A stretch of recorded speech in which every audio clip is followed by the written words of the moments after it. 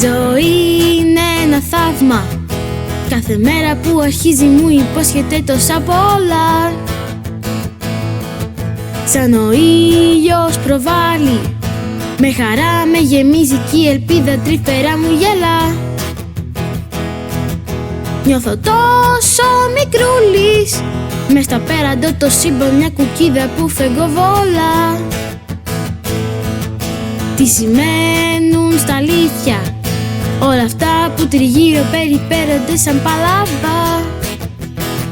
Στον τρίτο βράχο απ' τον ήλιο, χιλιάδες χρόνια τώρα κατοικώ κι όλο παιδεύω το μυαλό μου.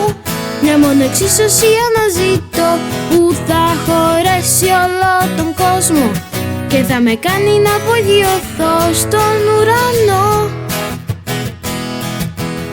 Πέρα απ' τα βιβλία κάτι υπέροχο υπάρχει που μας κρύβεται τόσο καλά. Θα το βρω κάποια μέρα, έστω και αν θα πρέπει να μετακινεί σε όρη και βουνά. Η ζωή είναι ένα θαύμα, δεν μπορείς να τη χορτάσεις όσα πιάτα από εκείνη κι αν φας. Την κρυφή συνταγή της θα μπορέσεις να τη βρεις μόνο στα βάθη του απείρου αν πας.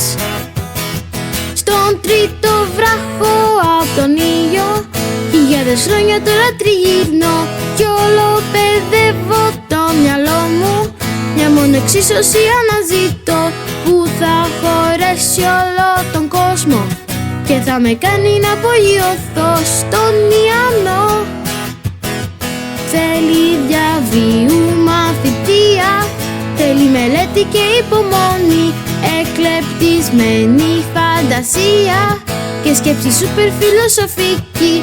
Κι αυτό γιατί στον τρίτο βράχο απ' τον ήλιο ήπιαμε όλοι απ' το τρελό νερό και έχει θολώσει το μυαλό μας. Μα την εξίσωση όταν θα βρω θα αποδράσω από τον κόσμο, σαν γνωστά σύμπαντα θα εκτοξευτώ. Καμπουμ θα πω, καμπουμ θα πω.